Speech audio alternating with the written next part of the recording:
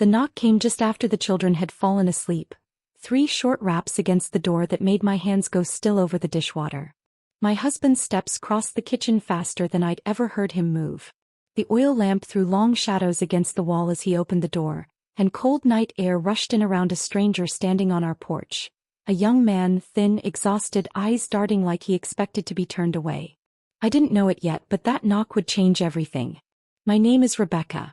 I grew up Amish, and this is where I share the moments that quietly reshaped my life. If a stranger's arrival has ever revealed something you never expected about someone you loved, you'll understand this story. Subscribe if it finds you and tell me, has anyone ever shown up in your life and changed everything? I was 24 years old, and I remember the exact weight of the dish towel in my hands when I heard those 3 knocks, sharp against the quiet of a house that had already gone still for the night. My husband moved before I did, crossing the kitchen with a speed I hadn't seen from him in years, the kind of urgency that told me, even before I understood why, that this was not an ordinary visitor arriving at an ordinary hour. I stood frozen by the sink watching him reach for the door, my heart doing something strange and fast in my chest. The night air came in first, cold and sharp, carrying with it the smell of damp earth and something else I couldn't name yet. Nervousness maybe, or fear, though I didn't know whose it was. Standing on our porch was a young man I had never seen before, thin in a way that worried me immediately, his clothes travel-worn, his eyes moving quickly between my husband's face and the darkness behind him, as if he were still deciding whether he'd made the right choice in coming here at all. I didn't know it then, but that single moment on our porch would become the hinge on which the rest of our marriage quietly turned. My husband said only a few words, low and careful, the kind of words meant to explain just enough to keep me from asking more in front of a stranger. An old friend, he told me, someone who needed a place to stay for a few days. I nodded, the way a good wife learns to nod, though something in me already understood this explanation was thinner than it should have been. There was a tightness in my husband's jaw I had never noticed before, a carefulness in how he avoided my eyes as he led the young man inside, and I found myself standing in my own kitchen feeling like a stranger in it myself. I busied myself making up the small bed in our spare room, smoothing sheets I'd washed only that morning, aware the whole time of low voices coming from the front room, my husband's voice, steady but strained, and the young man's quieter, sometimes breaking in a way that made my chest ache without my understanding why. I caught no words clearly, only tone, and tone was enough to tell me this conversation held history in it, the kind 2 people build over years, not minutes. I finished the bed and stood there a moment longer than I needed to, listening to a language of grief I didn't yet have words for.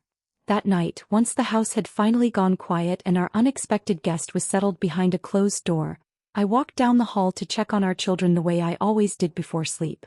I stood over each small bed watching them breathe, needing that stillness the way you need water after a long day in the sun. Their peace steadied something in me that the evening had shaken loose. I told myself, standing there, that whatever this was, it would pass by morning, that my husband would explain everything once we were alone, that this feeling pressing against my ribs was simply exhaustion dressed up as worry. I thought, standing in that doorway, of my friend Ruth, 3 farms over, who had once told me about a similar night in her own home, a knock after dark, a face from someone's past standing uninvited on her porch, and the slow unraveling of family history that followed in the weeks after. She had described it to me with a strange mixture of grief and gratitude, as though the disruption had been painful and necessary in equal measure. I hadn't understood her fully at the time. Standing in my hallway that night, I didn't sleep well, turning over questions I had no answers for yet, listening to the unfamiliar sound of someone else's breathing through the thin wall separating the spare room from our own. Something in me knew with a certainty I couldn't explain, that this was not a small thing, not a friend passing through on his way somewhere else. There was too much weight in how my husband had opened that door, too much history folded into the silence between his words.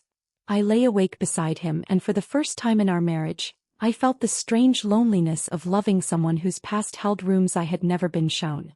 Near dawn, unable to lie still any longer, I rose quietly and made my way to the kitchen, where I found my husband already sitting at the table, his hands wrapped around a cup of coffee he wasn't drinking, staring at nothing. I sat across from him without a word, and for a long moment neither of us spoke. When he finally looked up at me, his eyes held something I had never seen in him before. Not quite fear, not quite grief, but some tangled combination of both, old and unhealed, carried alone for longer than I could have imagined. Whatever this stranger meant to him, I understood then. It had been waiting a very long time to arrive at our door. He told me the young man's name first, quietly, almost as if testing the sound of it after years of silence. Then slowly, in the gray light of that early morning kitchen, my husband told me who had knocked on our door the night before. It was his younger brother, Daniel. A name I had heard exactly once before, years earlier, mentioned briefly and never again, the way you might mention a room in a house that's been permanently closed off. Daniel had left the community when he was 19, before my husband and I had even married, and in the years since he had become someone we simply didn't speak of. Under Meidung, the practice of separation our church observes when someone leaves the faith, Daniel had become, in the most painful sense, a person who no longer officially existed within our family's daily life.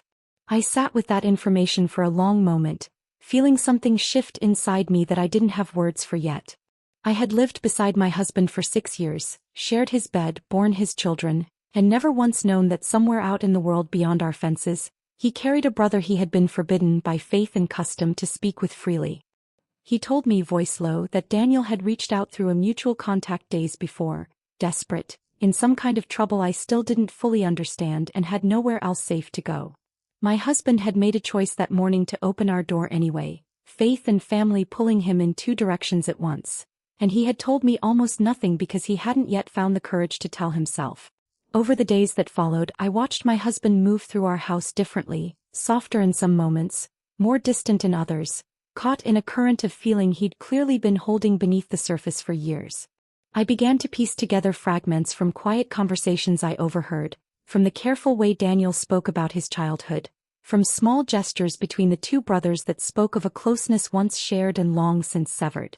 Daniel had left, I came to understand, not out of rebellion but out of a kind of restlessness he couldn't explain even to himself, a feeling of not fitting inside a life that fit everyone else around him so naturally. My husband had never stopped loving him. He had simply stopped being allowed to say so. This was the moment everything truly changed, though not in the dramatic way I once might have imagined a night like this would unfold. It changed because I finally saw my husband whole for the first time, not just as the steady, quiet man I'd married, but as someone who had carried an unspoken grief through every year of our marriage, a grief he hadn't known how to hand to me because no one had ever taught him the words for it. I realized, sitting with that knowledge, that Meidung asked something enormous of the people who practiced it, a kind of controlled forgetting that protected the community's boundaries but left individual hearts to grieve in isolation, without permission to speak the names of the people they missed. Ruth's words came back to me clearly during those days, the story she told me once about her own family's version of this exact ache. She had said that when her husband's cousin returned briefly after years away, something in her marriage had cracked open in a way that ultimately let more light in than it let out. I understood that now in a way I hadn't before. It wasn't that the reunion healed everything instantly, or that old wounds simply vanished because a door had finally opened. It was that 2 people who loved each other were suddenly given permission to grieve something together instead of separately, and that shared grief, strange as it sounds, became its own quiet form of intimacy. I want to be honest about both sides of this because both sides are true. Meidung exists because our community believes deeply in protecting what it has built, in drawing clear lines that keep the faith intact across generations, and there is real wisdom and real love inside that intention. But I watched, in my own husband's face during those days, what that protection costs the people living inside it. The quiet, ongoing grief of loving someone you're told you must treat as gone, the loneliness of carrying that loss without a name for it, even inside your own marriage. I don't say this to condemn what I was raised inside. I say it because I finally understood that week why my husband had always carried a stillness in him I could never quite name, until I met the brother who explained it.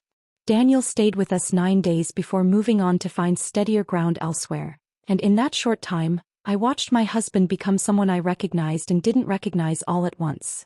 Lighter in unexpected moments, heavier in others, finally allowing himself to feel a decade of unspoken loss in the presence of the one person who understood exactly what had been lost. When Daniel finally left, the goodbye between the brothers was quiet, restrained the way most things in our world are, but I saw something pass between them that hadn't been there 9 days before. A kind of permission, unspoken but real, to hold on to love even across the distance the community required. If you have ever discovered a hidden room in someone you love, some old grief they never knew how to hand you, carried alone for years before you ever crossed paths. I want you to know that discovering it isn't a betrayal of what you built together. It's an invitation into it. My marriage didn't break that week. It became more whole than it had ever been because for the first time, my husband let me stand beside him in a grief he'd carried entirely alone. Some nights change everything, not because something is lost, but because something long hidden is finally allowed to be seen.